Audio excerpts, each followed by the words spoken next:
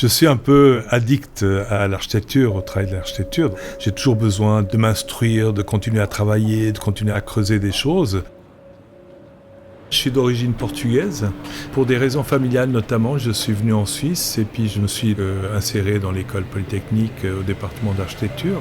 Et au fait, j'ai terminé mes études avec Jean-Marc Lamunière, qui était un des professeurs à l'époque, qui m'a engagé dans son bureau. Et avec Jean-Marc, j'ai travaillé pratiquement 15 à 20 ans. Et c'est lui qui m'a aussi beaucoup incité à m'intéresser à l'architecture comme un acte de culture du bâti. Le logement collectif, c'est ce qui m'intéresse moi, parce que ça implique au fait de vivre ensemble. Et ça a toujours été le thème qui me préoccupe encore de nos jours. C'est là où les liens entre les personnes peuvent se nouer ou pas. Mais c'est souvent des gens qui viennent de toutes les parties du monde. Comment les faire cohabiter, c'est vraiment un beau défi. C'est une utopie, mais qui est en rapport avec un réel. Ce qui est très intéressant, c'est d'essayer de faire un mélange des deux. On travaille sur la vie des gens, donc on doit tenir beaucoup compte de comment les gens y vivent et comment on peut créer des espaces qui peuvent les conforter dans leur propre culture. C'est clair que l'architecture organique, c'est quelque chose qui m'a beaucoup inspiré. Cette préoccupation par rapport au sol, à l'humain, le soleil, la ventilation, les matériaux low-tech, les matériaux modernes.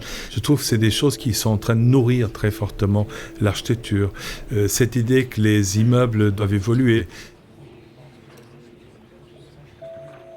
La dimension patrimoniale, ça c'est une dimension qui me tient très à cœur actuellement.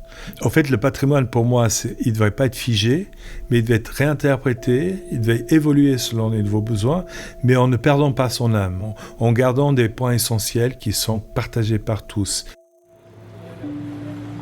Comme on n'a plus la possibilité de nous étendre, on va devoir travailler dans ce qui existe déjà pour le faire évoluer, donc ce qu'on appelle le bâtir sur le bâti, si vous voulez.